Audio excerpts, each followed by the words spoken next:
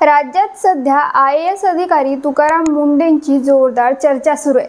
अन्न व औषध प्रशासनाच्या आयुक्तपदाची जबाबदारी स्वीकारल्यानंतर त्यांनी भेसळखोरांविरोधात धडक कारवायांची मोहीम सुरू केली आहे। अनेक ठिकाणी छापे, कारवाई आणि मोठ्या प्रमाणात जप्ती होत असल्यामुळे भेसळ करणाऱ्यांमध्ये भीतीचं वातावरण निर्माण झालंय। पण आता याच कारवाईमुळे एक वेगळाच वाद समोर आलाय। वर्ध्यातील शेकडो शेतकरी आणि हजारो ग्राहक आता थेट तुकाराम मुंढेंविरोधात नाराजी व्यक्त करत आहेत। एवढंच नाही तर 5000 पोस्ट कार्ड पाठवून आपली व्यथा मांडण्याचा निर्णय त्यांनी घेतलाय।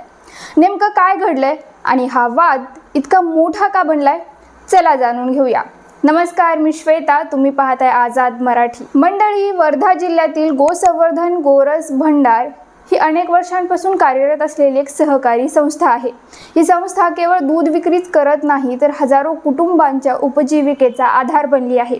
जवळपास 85 गोपालक रोज इथे दूध पुरवतात, 250 वितरक घराघरात दूध पोहोचवतात आणि शेकडो कर्मचारी या संस्थेत काम करतात। मात्र काही दिवसांपूर्वी अन्न व औषध प्रशासनाच्या अधिकाऱ्यांनी या संस्थेची तपासणी केली। तपासणी दरम्यान दूध आणि दुग्धजन्य पदार्थांच्या उत्पादन प्रक्रियेमध्ये अस्वच्छता आढळल्याचा दावा करण्यात आला। त्यानंतर FDAने नोटीस बजावत उत्पादन आणि विक्री बंद करण्याचे आदेश दिले। याच निर्णयामुळे आता मोठा प्रश्न निर्माण झालाय। गेल्या 8 दिवसांपासून गोरस भंडाराचं उत्पादन पूर्णपणे बंद आहे। त्यामुळे दररोज संकलित होणारे सुमारे 9000 लिटर दूध अडकून पडत आहे। या कारवाईमुळे 600हून अधिक दूध उत्पादक शेतकरी व 5000हून अधिक ग्राहकांना याचा फटका बसला आहे। ज्यांच्या घराचा खर्च या दुधाच्या पैशांवर चालतो त्या शेकडो शेतकऱ्यांसमोर आर्थिक संकट उभं राहिले।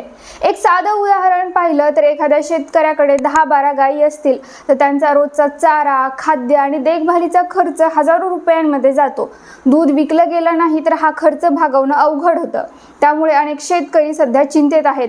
फटका केवळ शेतकऱ्यांनाच बसलेला नाही, वर्धा शहरातील आणि आसपासच्या भागातील हजारो ग्राहकही अडचणीत आले आहेत। अनेक कुटुंबांना नियमित दूध मिळण्यात अडचणी येत आहेत। त्यामुळे ग्राहकांमध्येही नाराजी वाढताना दिसत आहे। या पार्श्वभूमीवर शेतकरी आणि ग्राहकांनी एकत्र येत मूक मोर्चा काढला।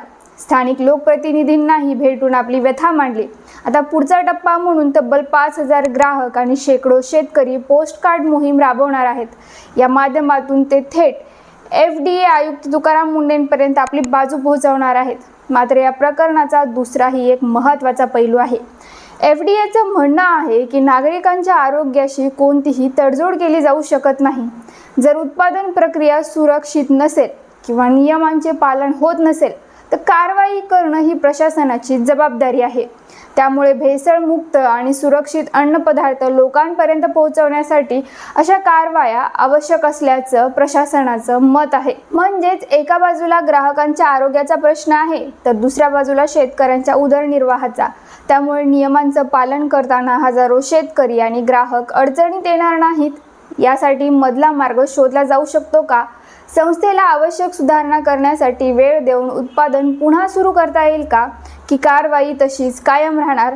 सध्या वर्ध्यात हा विषय केवळ एका डेअरीपुरता मर्यादित राहिलेला नाही, तो शेतकरी, रोजगार, ग्राहक आणि प्रशासन यांच्यातील समतोलाचा प्रश्न बनलाय। आता तुकाराम मुंढे या आंदोलनाची दखल घेणार का? गोरस भंडाराचं उत्पादन पुन्हा सुरू होणार का? आणि शेकडो शेतकऱ्यांचं संकट कधी दूर होणार हे पाहणं महत्त्वाचं ठरणार आहे। तुम्हाला काय वाटतं? FDAची कारवाई योग्य आहे की शेतकऱ्यांना दिलासा मिळायला हवा? तुमचं मत कमेंटमध्ये नक्की कळवा। व्हिडिओ आवडला असेल तर लाईक करा, शेअर करा, पाहत रहा आझाद मराठी।